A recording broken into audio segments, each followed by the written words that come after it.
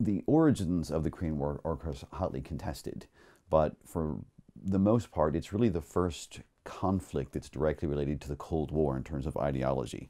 That is, in terms of the communist side versus the democratic side. The war itself broke down quite cleanly along ideological lines. It was one of those wars that most people thought from the start North Korea would, or at least North Korean forces, communist forces would win. Of course, the outcome was the division of Korea into North and South Korea with a demilitarized zone in between. There's a belief that all of Korea would have been unified under the North Korean regime if it weren't for the United States. The United States takes the blame for partitioning Korea and occupying the southern part. That's the North Korean version of the Korean War and post-Korean War history.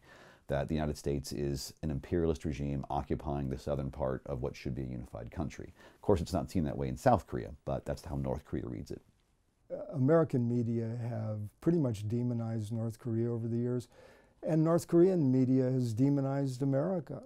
You know, there's several Western documentary teams who've had access to North Korea in the last 10 years or so.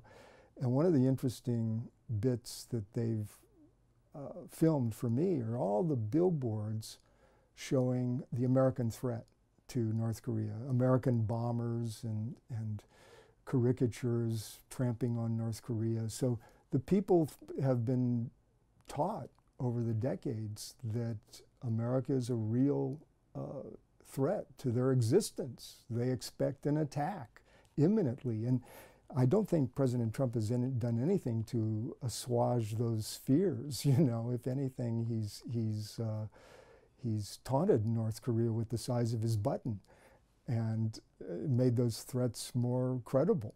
In North Korea, the U.S. is always seen as enemy number one. You know, it's in North Korea they don't even refer to South Korea. It's American occupied Korea. It all reminds me of Vietnam. You know, it's a very similar situation. You know, an artificial division, intended reunification, and the impediments raised by Western powers to that, and by the communist bloc to that unification. I would say, you know, the U.S. in many ways, is it responsible for creating North Korea? No, it's responsible for the operations that worked under the approval of the United Nations, and the creation of North Korea was supposed to be temporary. You're supposed to divide the country, find a resolution to the war, and then Korea would be a country again. But that didn't happen. There's a kind of a new, more sobering approach to the idea of unification. The earlier Sunshine Policy was almost like it's going to happen within a few years. Now, I think even Moon Jae-in and his administration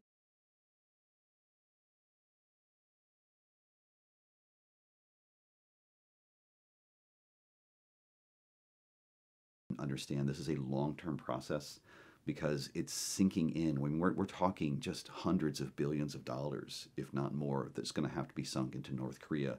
And like I said, the unification plans from South Korea's proposal to North Korea's proposal are almost completely irreconcilable, and that's not going to change anytime soon. But if the short-term byproduct is that the two countries start talking again, that will be excellent. I mean, that's going to be wonderful for creating at least a stable peace in the Korean Peninsula, which is what you want.